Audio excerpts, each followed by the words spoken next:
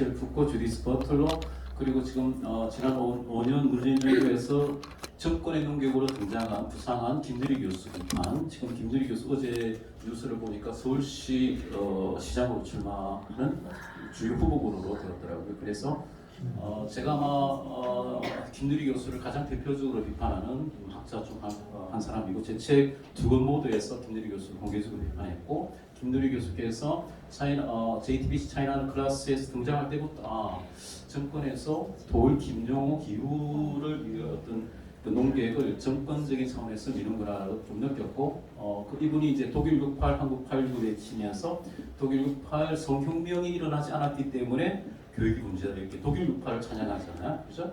그래서 저는 독일 갔다가 오스트리아에서 공부한 사람입니다. 그래서 제 책 문화 막시즘의 황혼은 오스트리아 학파의 관점에서 독일 사회주의 전통을 비판한 책입니다.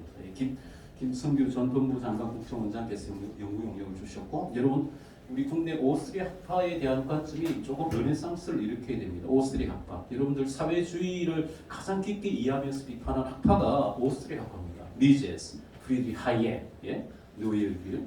여러분들 이거 저는 좀 전문적으로 우리 규런평 교수님께서는 이제 이 진평균이나 좀 이 전체적인 운동적인 차원에서 오거니제이션 조직적인 차원에서 그동안 헌신하셨고, 저는 좀 이론가입니다. 철저하게 좀 이론에서 농객적인 차원에서 좀 이론을 제공하고, 아까 EBS 이야기하셨는데 그때 제가 최초로 논문을 썼고 여러분들이 많이 연대해 주셔서 국민적인 저항으로 발전했고, 그때부터 뭐 그 주요 언론에서 저를 또 공격하는 언론이 나왔는데, 지금은 이제 여러분들 웹 검색해 보세요. 뭐 주디스 버틀러 하면 소아승의 금진상가오. 그래서 우리가 웹상에서도 상당히 이제 그 선정을 했고요.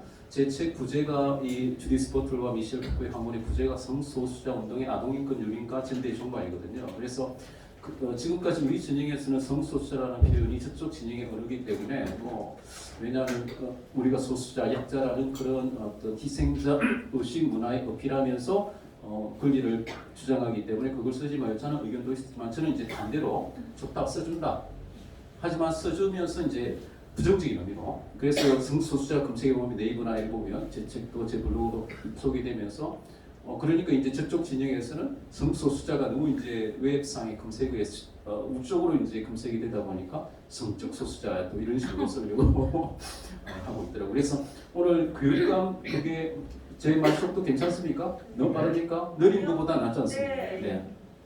왜냐하면 제가 빨리 마치고 하더라도 돈값은 해야 되니까 좀 빠르게 하는 게 낫습니다. 네, 교육감, 제가 이번에 서울시 교육감 보수고 박선영, 그 다음에 서울대 사회교육학과 조영달 교수님, 그 다음에 조전혁 교수님. 그때 조전혁 후보하고 조영달 교수님은 그 EBS 주디스 버틀러 비판하는 바른인권 여성연합에 오셨어요. 그때 저는 처음 인사드렸고, 그분들이 뭐 할지는 그때 당시는 저는 잘 몰랐어요. 저는 뭐 그냥 섭외하셔서 인사를 나눴고, 그때 조영달 교수님께서 뭐 김누리 교수 비판하는 글 잘 읽었다고, 나도 한번 써보려고 했는데 뭐 그런 이야기 하시더라고요. 그래서 이번에도 여기 이 자료는 이 서울시 교육감, 아마 이제 박선영 후보께서 이화여대 교수로 계시면서 2004년 책에서 조금 이 젠더 개념에 대해서 열린 입장 이런 것 때문에 조금 여성계 또 우리 쪽에서 비판을 해서 저를 이제 아마 초대해가지고 제가 그 보수 후보들 앉혀놓고 제가 발제를 했습니다. 그때 이제 그 우리 학부모 단체에서 현장에서 이제 또 박선영 교수를 좀 비판하고 그랬던 분위기고, 결국은 이제 조전혁 우리 교수님으로 후보가 일단은 단일화 되었는데, 그때도 이제 제가 강조했던 발제 분위기가 상당히 좋았다고 주최 측에서 상당히 좋았다고 분위기를 확 잡아놓으니까 박선영 후보께서도 이제 많이 제가 그 소개한 오덴 발탁교나 이런 것을 많이 학습하고 오셨더라고요. 그래서 자기를 이제 변명을 난 아니다고 막 이렇게 많이 학습하고 오셨는데 네. 그래서 지금 지난 5년 동안 김누리 교수로 대표되는 이런 사회주의 성정치 교육, 특별히 조기 성교육이 이런 독일 68 성혁명을 찬양하는 이런 것이 김누리 교수가 각종 그 교육 정단체 다니면서 엄청나게, 그다음에 미디어에서 띄우고, 저쪽 좌파 진영은 기본적으로 사회주의 집단주의거든요. 한 사람 띄우면 확실하게 띄워버립니다. 그냥 돌 김용호 이후로 나오는 농객처럼 앞으로 만들어갈 것 같고, 서울시장으로 나온다는 거 보니 확실히 이제 그렇게 갈 것 같아요. 어차피 그래서 여기에 대한 맞설 수 있고 반박하는 그런 입장이 필요하다고 생각하고, 그래서 저는 김대리 교수 입장 오늘 제가 쉽게 반박하겠습니다. 잘 들으시고요. 우리나라 정치계가 이렇게 돌아간다는 것이고, 자 조금 오늘 그러면 그러니까 교육계, 교육감, 네, 어디로 비춰야 되고 컴퓨터 어디 있나요? 어디 주겠습니다. 그냥 누르시면 됩니다. 아, 네.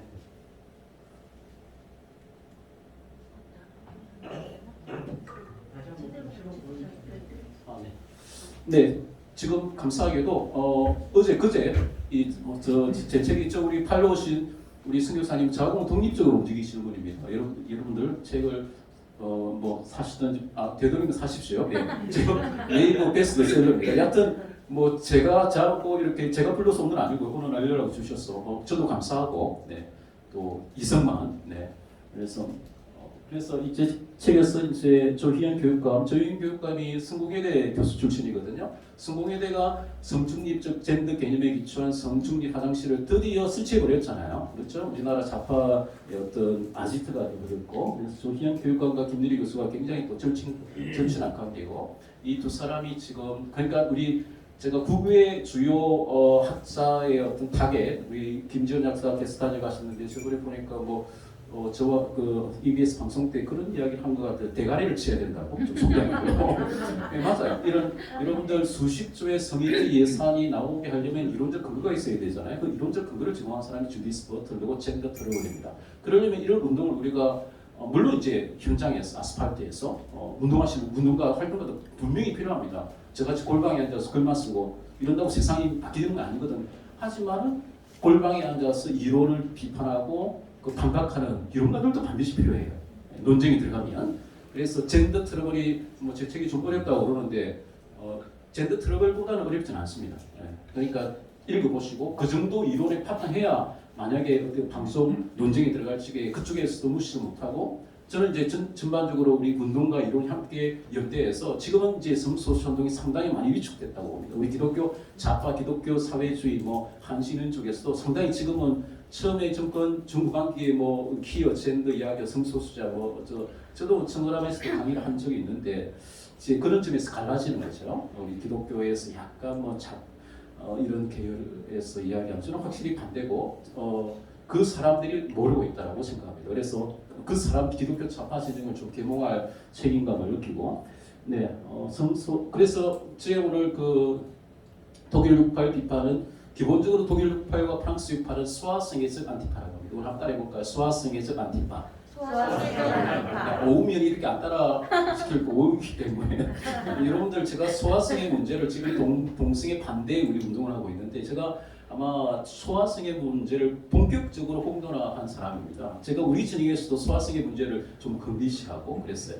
근데 여러분들 제가 깊게 연구해 보니까 본래 이 동성애 운동은 성소수자 운동은 동성애 운동과 소아성애 운동이 뗄래야 뗄 수가 없어요. 한 몸이었어요. 왜냐하면 플라톤의 향연에 등장하는 페데라스티 그게 남색이거든요. 남색은 동성애적 소아성애입니다. 소아성애적 동성애고 그게 동성애 운동과 소아성애 운동은 본래 한 몸이었어요. 그래서 독일에서도 나중에 켄틀 교수 이야기하겠지만 동성애의 어떤 탈금기화를 주장하는 사람들이 소아성애 운동도 합니다. 그리고 동성애 운동과 소아성애 운동은 같은 그룹에서 추진되었어요. 그리고 많은 동성애자들이 소아기 시절에 성적인 강간을 당하거나 남자도 성적인 트라우마를 이기지 못해서 평생 동성애자로 사는 경우가 많아요. 그래서 소아성애 문제는 단순한 주변적인 문제가 아니라 독일 68과 프랑스 68의 어떤 전체 세대를 소아성애적 안티파라고 부릅니다. 지금 문화막시즘의 방울에 각주를 달았으니까 보고요. 네, 그래서 그러니까 독일 68과 프랑스 68은 본질적으로 소아성애적입니다. 소아성애는 단순한 개인의 어떤 성적 일탈과 성적 취향의 주변적인 문제가 아니라 소아성애적 안티파라는 말은 다시즘을 격파하기 위해서는 소아성애가 필요하고 소아성애를 하지 않았기 때문에 권위주의적 인격이 만들어지고 다시즘이 생겼다 이런 주장이에요. 이해하시겠습니까? 김대리 교수가 비레르마인이나 독일 68 이야기하면서 했던 게 그거예요.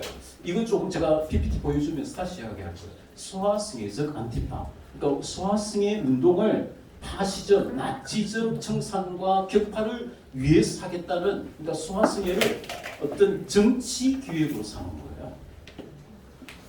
그런 입장을 가진 그것을 김유리 교수가 뭐 아주 자랑스럽게 독일 68, 한국 86이라고 해주면서 그리고 또 거기 그 강의를 듣고 많은 사람들이 넘어가요. 기독교계에서도 좋은 교사라는 우리 기독교 뭐 참 안타까워요. 그래서 제가 기회가 마당만 만들어 주시면 저는 김유리 교수하고도 논쟁하고 적극적으로 반박해 나갈 것입니다. 오늘 보면 쉽게 반박 당할 수 있다는 것을 아시게 될 겁니다. 제가 좀 깊이 자료가 많으니까요.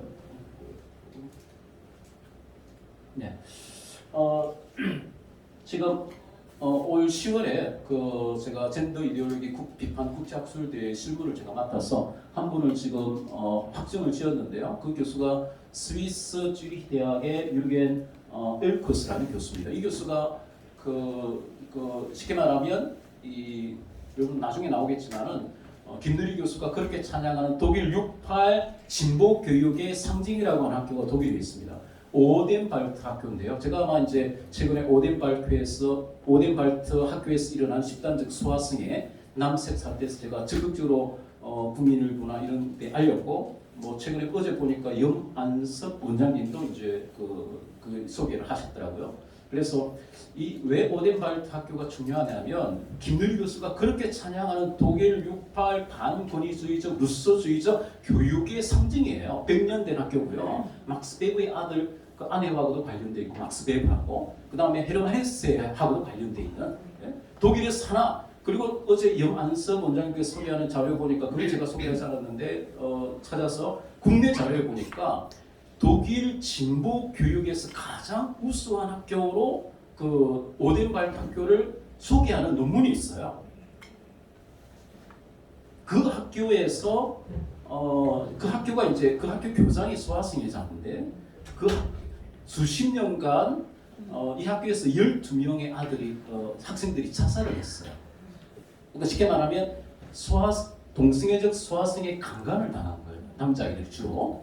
그리고 그 선생들이 끌피다면 나체로 다니면서 여러분 이해가 잘 안 되시죠? 이게 이제 독일 여러분들이 저도 처음에는 독일을 좋아해서 독일 갔다가 오스트리아를 갔는데 이제 여러분들 이 독일 낭만주의 전통이 있습니다. 독일 낭만주의 전통에서 여러분이 지금 이재명 캠프에서 이번에 파란 장미 그게 상징처럼 나왔는데 오늘 미학 강의도 되고 좀 깊은 이야기지만 잘 들으세요. 이 독일 낭만주의 전통에서 나체주의가 있습니다. 나체주의. 그래서 이 나체주의 정신을 따르면서 교사들이 걸핏하면 나체로 다니면서 또 좀 만만한 애들, 사회적 조금 부모 배경이 좀 약하고 이런 애들을 타겟으로 삼아서 불러가지고 오랄 섹스를 시키고 이랬다는 거 아니겠어요. 그래서 12명이 자살했고 900명의 성폭력 피해자가 났어. 오덴발트 학교에서. 지금은 이제 폐교화되었고 그게 이제 최초 보도는 2010년에 이제 본격적으로 나오기 시작했는데 뒤에 자료가 있으니까 제가 보여드리겠습니다. 여하튼 오덴발트 학교 이게 굉장히 중요하고 얼마나 중요하냐면 박선영 교수께서도 이 오덴발트 학교에 대해서 학습을 하고 싶더라고요. 그 정도로 지금 여러분들이 이제 성소수자원 운동과 관련해서는 오덴발트 학교에 검색을 하세요. 그래서 뭐 독일이 굉장히 그 어떤 엘리트 학교인데 진보 교육, 뭐 루소주의적 교육, 또 김누리 교수가 찬양하는 뭐 반권위주의적 교육을 실천했던 그 학교에서 소화승회가 집단적으로 일어났고 그것이 11년 동안에 은폐되었어요. 제초 언론 보도 이후로. 왜 은폐될 수밖에 없었느냐 하면 그 배경에 그 리하르트 폰 바이제크라는 독일 전 대통령이 있어요. 그 대통령과 독일 교육계의 어떤 그 막강한 정치와 그 막강한 어떤 마피아와 같은 배후 조직이 있었기 때문에 그게 은폐되지 제대로 공론화되지 못했다가 드디어 이제 2010년에 폭로되면서 이제 지금의 독일 교육계의 주요 화두는 독일 68 소아승회적 과거사 청산이 대세를 이루고 있습니다. 그 불꽃이 녹색당까지 붙어서 2014년에 독일 녹색당 주류가 소아승회 운동을 했다는 것을 인정하면서 그동안까지는 인정하지 않았어요. 인정하면서 당 대회가 당 대표에서 공식적으로 사과합니다. 이런 녹색당이 왜 중요해요? 지금 우리나라 성소수자 운동에 아지트와 같은 역할을 하는 데가 성공에 대해 다음에는 무슨 당이에요? 정의당이죠. 정의당, 녹색당 이런 쪽에서 주로 뭐 진보 정치의 모델로 삼는 게 녹색당이에요. 녹색당에서 2068 이 소아성애자 안티-파심의 정신으로 소아성애 운동을 했다 이 말이에요. 네? 오케이. 그래서 이 교수께서 주로 이제 비판하는 게 오덴발트 학교 이후로 적어도 이제 독일에서는 진보 교육은 더 이상 불가능하다 이런 주장이에요. 그리고 이 책 제목도 에로스와 지배 이런 뜻이에요. 여러분들 이게 이제 에로스 교육학에 들어간 교육학적 에로스.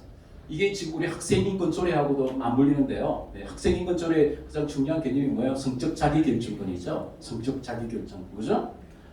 그래서 이 독일 녹색당도 성적 자기결정권에 기초해서 소아성애 운동을 했어요. 그리고 제가 너무 이제 프리하게 하니까 좀 PPT 제가 보여드리면서 하겠어요. 여하튼 제가 왜 스위스 학자를 모시느냐? 아까 제가 오스트리아 학파를 이야기했는데 저도 처음에 잘 몰랐어요. 저도 뭐 굉장히 독일을 좋아하고 독일 철학을 좋아해서 철학이면 독일 철학이다 뭐 독일을 좀 읊어줘야 뭐 영어는 어차피 다 아는 거니까 그랬는데 이제 독일 갔다가 오스트리아로 가면서 같은 독일어를 세 나라가 쓰지만은 스위스하고 오스트리아는 영미 세계에 대해서 영미 자본주의, 영미 상업주의, 영미 자유주의, 영미 개인주의에 대해서 그렇게 적대적이지 않아요. 훨씬 더 개방적이고 소통적이고 여러분들 스위스 보세요. 뭐 다보스 포럼이나 얼마나 갈등주의, 자본주의에 대해서 열려 있어요. 네? 그죠? 국제적이잖아요. 오스트리아도 마찬가지입니다. 오스트리아 학파가 있습니다. 오스트리아 비엔나 학파, 논리 실증주의. 주로 이제 영국 케임브리지 대학하고 많이 교류했죠. 비트겐슈타인이나. 예? 그리고 정치 경제학적으로도 미제, 하이에크. 예? 그리고 영미 세계와 굉장히 소통을 많이 하거든요. 근데 세 나라 중에 유독 독일이 상당히 영미 세계에 대해서 적대적이고 예? 아주 자본주의를 악마화하고 그래서 독일 정신을 제대로 이해하려면 독일 낭만주의 전통과 사회주의 전통을 이해하셔야 돼요. 그래서 이것이 독일 낭만주의와 사회주의가 좌우로 분열되는데요. 여러분 한번 따라해 봅시다. 히틀러도 사회주의자. 아직 우리 국민들이 히틀러도 사회주의자였다는 인식을 못 가져요. 히틀러도 사회주의자였어요. 왜 제가 이런 이야기를 하느냐? 우리나라에 지금 자랑스럽게 사회주의자라는 사람들이 많이 생겼어요. 지금 우리 목사님도 나는 이재명보다 더 사회주의자다. 저기 어디 한 분 계시죠, 목사님. 그래서 제가 국민 교육을 시켜야 되겠다. 히틀러도 사회주의자였다는 사실을 국민들이 모두가 알 만큼 교육을 시켜야 될 필요성을 느껴요. 근데 지금까지 스탈린의 지시를 받아서 좌파 진영에서는 히틀러는 주로 이제 극우다, 파시스트다 이렇게만 가르쳤죠. 하지만은 히틀러도 명백하게 사회주의자예요. 문제는 민족 사회주의자죠. 나치오날 소циализ무스 뭐예요? 나치오날 소циализ무스를 국가 사회주의로 번역하는 경우 있는데 국가라는 말, 스타츠라는 독일어가 따로 있어요. 그래서 나치오는 민족으로 번역하는 게 맞습니다. 민족주의와 사회주의가 결합된 거죠. 그래서 이 프로이센 이후로 사회주의 전통에서 독일 내에서 좌우로 분열되면서 독일 우파 사회주의, 그건 독일 히틀러의 민족 사회주의예요. 그리고 독일 좌파 사회주의가 분열됩니다. 그게 바로 칼 막스를 따른 국제사회주의예요. 국제사회주의라는 인터내셔널 소циализ무스라는 표현은 엥겔스의 공식적인 표현이에요. 이것이 그래서 독일 좌우 사회주의가 적과 같은 쌍둥이로 서로 투쟁하면서도 또 서로 교류를 해요. 이건 좀 어렵습니까? 근데 이렇게 인식을 바꾸고 나면 사회주의를 그렇게 낭만적으로 찬양하는 게 확 무너질 수가 있어요. 우리 조영일 변호사도 제 책 미셸 푸코와 주디스 버틀 강원을 보면 한 장의 이름을 제가 명백하게 이렇게 잡았거든요. 히틀러는 사회주의자였다. 사회주의는 기본적으로 집단주의, 전체주의예요. 개인이 없잖아요. 독일 철학에 좋은 면이 있지만 독일 철학의 맹점이 뭐예요? 개인이 없어요. 그래서 한나 아렌트가 마틴 하이데거 서로의 독일 마부르크 대학에서 서로 연애도 했잖아요. 제가 마부르크 대학에 먼저 갔거든요. 예? 그게 기숙사에서 뭐 사랑도 하고 이랬는데 나중에 이제 결별했죠. 그래서 한나 아렌트가 마틴 하이데거 보고 나중에 비판하면서 당신의 철학에는 개인이 없다 이런 이야기 지적한 적이 있어요. 그게 맞아요. 마틴 하이데거의 철학뿐만 아니라 독일 철학의 맹점은 뭐냐? 너무 사회주의, 낭만주의 전통이 강해서 개인의 자유가 없어요.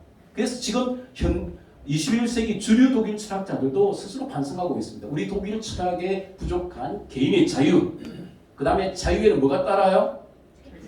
그렇죠. 우리 이승만 이제 자유주의, 자유민주주의 어떤 의식화된 시민운동을 하시려면 이 정도 정치 철학적, 정치 신학적인 관점이 필요하잖아요. 자유와 책임이에요. 근데 자유와 책임이 독일 전통에서는 상당히 희망합니다. 그래서 히틀러가 괜히 나온 게 아니에요. 히틀러는 독일제입니다. 사회주의와 공산주의는 독일제예요. 독일제라고 하면 독일제 중에 좋은 거 있죠. 아우디 좋아요. 그런 것들을 향유할 수 있다고 봐요. 근데 독일제 중에서 상당히 안 좋은 게 있어요. 지금부터 우리 독일제 때문에 우리나라가 지금 반토막이 나고 지금까지 고생하고 있잖아요. 만약에 칼막스가 없었다면 소련이나 북한이 들이댈 필요 없잖아요. 최초의 원인 제공자는 칼막스라는 철학자죠. 참 그 이상한 하나님 나라를 자기들이 말이 이 땅에 실현하겠다고 그런 환상에 빠져가지고 지금도. 그래서 여러분들 제가 곳곳마다 다니면서 독일을 많이 비판합니다. 독일 철학에 대한 독일에 대한 거품이 존재해 우리. 왜냐하면 학계에 일본의 영향도 있고요. 그래서 어느 정도 과대평가된 거품은 빠져야 된다 그렇게 봅니다. 제가 조금 PPT 보여드리면서 제가 가겠습니다. 그래서 여기 보면 이 책은 소위 진보 교육, 여기 이제 독일에는 개혁 교육이라고 부르는데요. 이런 쪽에서 그 찬양했던 데서 본질적으로 그러니까 오덴발 타피에스뿐만 아니라 20세기 초반의 독일 개혁 운동에서도 그 쉽게 말하면 여러분들이 왜 학생인권 조례가 문제가 되느냐면 그 교육학적 에로스 개념을 가지고요. 선생님하고 아이들 사이에는 교육학적 에로스가 존재하기 때문에 부모들은 끼지 마라. 교육학적 에로스. 아니요, 그게 이제 플라톤의 향인에 나오는